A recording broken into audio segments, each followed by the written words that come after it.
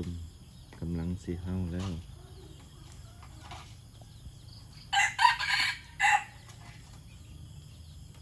เสียงโอเคอยู่เด้อสายมงคล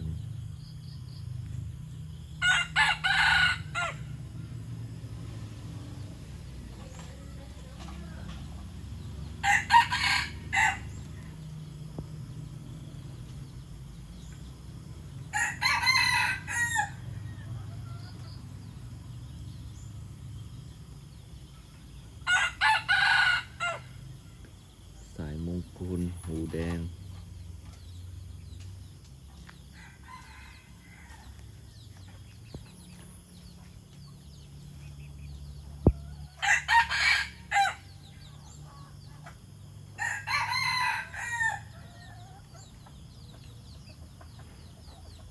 ปลาน้ำหนึ่งแม่ปลาแม่สาวน้ำหนึ่งเลยนี่ตัวนี้น้ำสี่แล้วยังน้อยอยู่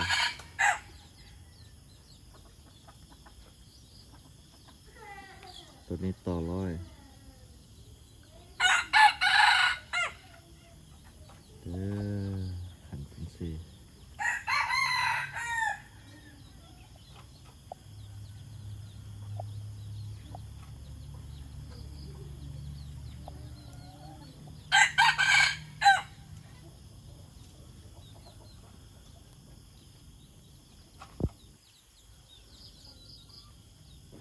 แม่สาว